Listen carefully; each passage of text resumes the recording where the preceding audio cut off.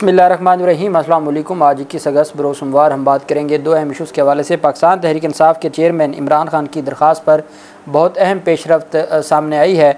ये उनकी रिहाई से मुतल्लिक थी और बाकी मुकदमात में गिरफ़्तारियों से मुतल्लिक थी कि गिरफ़्तारियाँ ना की जाएँ। सुप्रीम कोर्ट ऑफ पाकिस्तान में दूसरी जानिब पाकिस्तान तहरीक इंसाफ की दरख्वास्त पर सुप्रीम कोर्ट ऑफ पाकिस्तान में समाअत हुई, उसकी तफसील भी मैं आपके साथ शेयर करूँगा। और साथ हम बात करेंगे एक अहम केस से मुतल्लिक चीफ जस्टिस उमर बंदयाल साहब की सरबराही में मुल्क के मुआशी हालात से मुतल्लिक एक केस पर समाअत हुई, उसके ऊपर भी हम बात करेंगे। सबसे पहले मैं आपको बताता चलूँ कि इंसदाद दहशतगर्दी अदालत में ईमान मज़ारी को और अली वज़ीर को अदालत में पेश किया गया था और उनके जिस्मानी रिमांड की इस्तदा की गई थी। अदालत में 14 रोज़ा जिस्मानी रिमांड मांगा गया था और जज अब्बुल हसनात जुल्करनैन साहब उनकी अदालत में पेश किया गया। ईमान मज़ारी की वकील ज़ैनब जंजुआ ने दलाल देते हुए कहा कि कल भी इन्होंने कहा कि कोई इन्वेस्टिगेशन नहीं की। ईमान मज़ारी का मोबाइल और लैपटॉप रिकवर कर लिया गया है। एक वकूए पर 2 मुकदमात दर्ज किए गए हैं।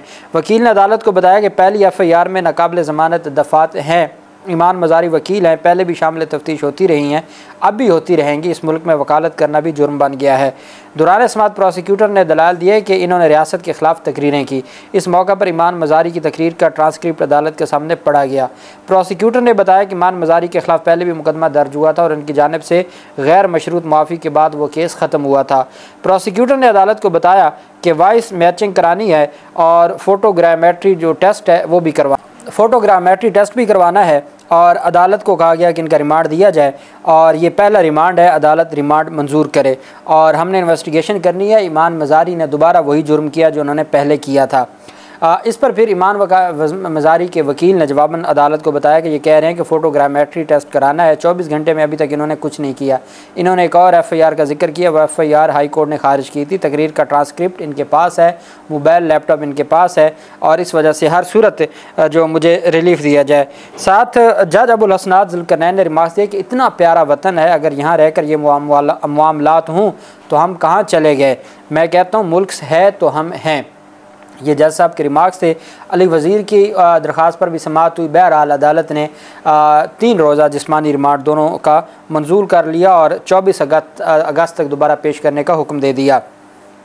चूँकि इनके ख़िलाफ़ भी दहशतगर्दी और बगावत के जो दफ़ात के तहत मुकदमात दर्ज हैं और पाकिस्तान तहरीक इंसाफ की जो क़यादत है उनके ख़िलाफ़ भी इसी तरह के मुकदमात हैं। लेकिन जब उनको अदालतों में पेश किया जाता है तो उस तरह मीडिया तो क्या, डिजिटल मीडिया के लोगों को अंदर इजाज़त नहीं होती उनकी तस्वीर या वीडियो बनाने की। अब जानते हैं कि अवाइल दौर में सनम जावेद के या तैयबा राजा की या आलिया हमज़ा, डॉक्टर यास्मीन राशिद, उनकी कोई वीडियोज़ अदालत में, वो जब अदालत में उनको पेश किया जाता है या वो अदालत से जाती हैं तो वो वीडियोज़ हैं, बाद में इजाज़त ही नहीं दी गई।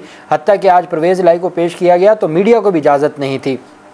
लेकिन इनके ख़िलाफ़ भी वही दहशतगर्दी के मुकदमात हैं, इनके ख़िलाफ़ भी वही बगावत के मुकदमात हैं, लेकिन इनको बाकायदा तौर पर मीडिया कवरेज देता है और लाइव इनकी जो पूरी पेशी है वो दिखाई जाती है। बहरहाल सुप्रीम कोर्ट ऑफ पाकिस्तान में अहम समाअत हुई। मुल्क के मुआशी सूरत हाल से मुतल्लिक़ केस पर अदालत कई अहम मामलात में उलझी हुई है, मुआशी मसाइल में ना उलझाएँ, ये जस्टिस अतर मिनल्ला साहब का कहना था।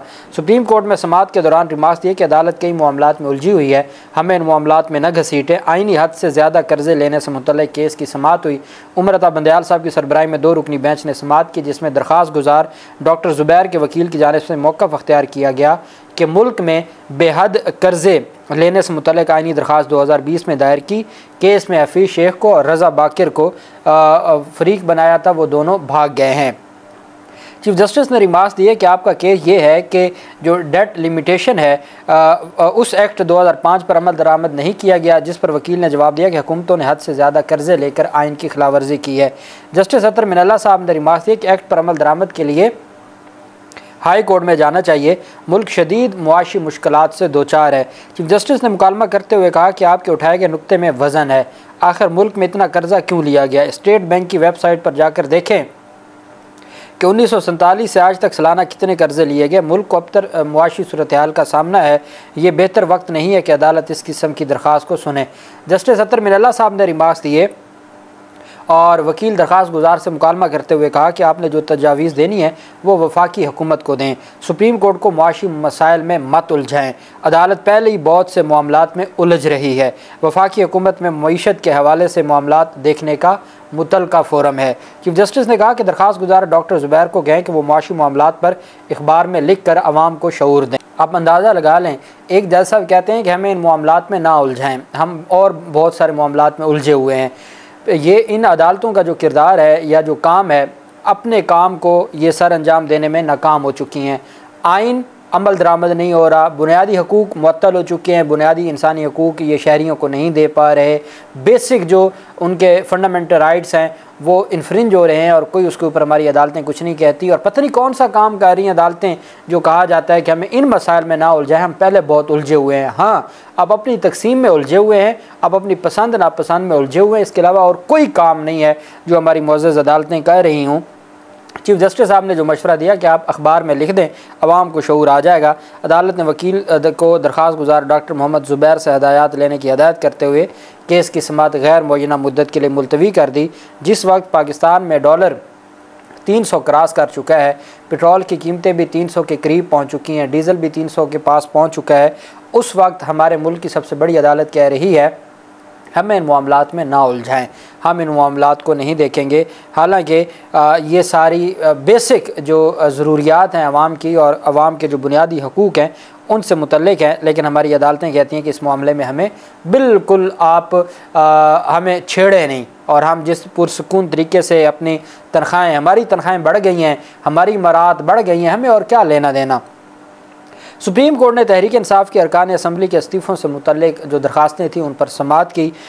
2014 में तहरीक इंसाफ के अरकान असम्बली के इस्तीफ़ों की मंजूरी के लिए 2018 के जो इस्तीफ़े थे उनकी मंजूरी के लिए सुप्रीम कोर्ट में दरख्वास्त दायर की थी और कहा कि जो मियाद है वो अदालत को बताया गया कि पाकिस्तान तहरीक इंसाफ ने यह दरख्वास्त दायर की थी। पाकिस्तान तहरीक इंसाफ का मकसद ये था कि हमारे इस्तीफ़े एक साथ मंजूर किए जाएँ।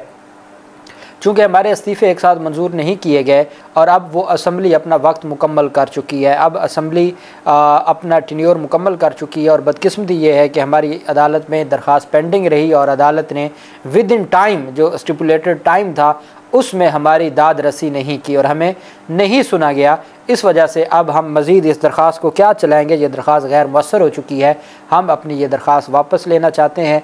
पाकिस्तान तहरीक इंसाफ की दरख्वास्त बसीगा वापसी खारिज कर दी है गैर मुअस्सर होने की बुनियाद पर सुप्रीम कोर्ट ऑफ पाकिस्तान ने। और सुप्रीम कोर्ट ऑफ पाकिस्तान में अब अंदाज़ा लगाएं कि ये जो असल काम करने वाले हैं अदालतों के वही नहीं किए जा रहे। अगर तो वो किए जा रहे होते और कहा जाता कि हमें इधर उधर के बाकी मामलात में ना उलझाएं तो फिर बात समझ आती थी। अपने काम ही नहीं किए जा रहे और उसके बाद फिर बरहमी का इजहार भी फरमाया जा रहा है कि हमें इन मामलात में ना उलझाएं।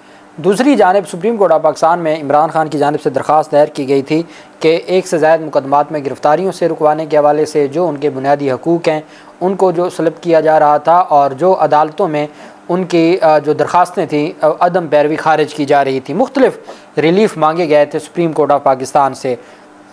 चूँकि कल 22 अगस्त को इमरान खान की दरख्वास्त पर समाअत होने जा रही है इस्लामाबाद हाई कोर्ट में, अगर सज़ा सस्पेंड हो जाती है तो उसके बाद फिर पाकिस्तान तहरीक इंसाफ के चेयरमैन के लिए जो बड़ा एक सवाल होगा वो मुख्तलिफ मुकदमात हैं, वो साइफ़र से मुतल्लिक़ मुकदमात हों या वो अबूरी ज़मानतें जो दहशतगर्दी मुकदमात में भी खारिज हो गई हैं, बकिया मुकदमात में भी खारिज हुई हैं, नए मुकदमात में खारिज हुई हैं, तो उसमें गिरफ़्तारियों से, जैसे मैंने आपको बताया था कि chief justice Peshawar high court ने पेशावर की हद तक और खैबर पख्तूनख्वा की हद तक बड़ा तगड़ा फ़ैसला दिया, इस तरह का रिलीफ़ लेना चाहते हैं पाकिस्तान तहरीक इंसाफ। सलमान सफदर साहब की जानिब से ये दरख्वास्त दायर की गई जिसमें इमरान खान की दीगर मुकदमात में गिरफ़्तारी रोकने की इस्तदा की गई थी। Registrar supreme court of Pakistan ने इतराज़ात लगा के दरख्वास्त वापस कर दी है। रजिस्ट्रार सुप्रीम कोर्ट की जानिब से लगाए गए एतराज़ में कहा गया कि इमरान खान की दरख्वास्त में आर्टिकल 184(3) के अज्जा को पूरा नहीं किया गया। दरख्वास्त गुजार ने ज़ाती मफाद से मुतल्लिक़ दरख्वास्त 184(3) के तहत दायर की। रजिस्ट्रार ऑफिस की जानिब से इमरान खान की दरख्वास्त पर यह एतराज़ भी आयद किया गया कि दरख्वास्त गुजार ने बराह रास्त सुप्रीम कोर्ट से रजू किया, दरख्वास्त गुजार ने मुतल्लिक़ा फ़ोरम से रजू नहीं किया। दरख्वास्त गुजार के पास ट्रायल कोर्ट का फ़ैसला चैलेंज करने का मुतल्लिक़ा फ़ोरम मौजूद था।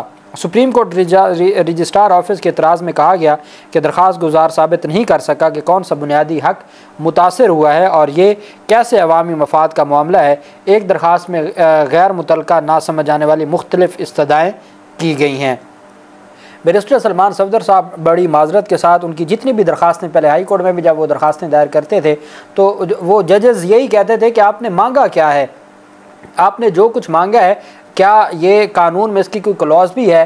तो जैसे अब अगर हमारी मुख्तलिफ़ अदालतों ने इंसदाद दहशतगर्दी इस्लामाबाद ने इमरान खान की दरख्वास्त खारिज की है, तो आप एटलीस्ट इस्लामाबाद हाई कोर्ट में दरख्वास्त तो दें।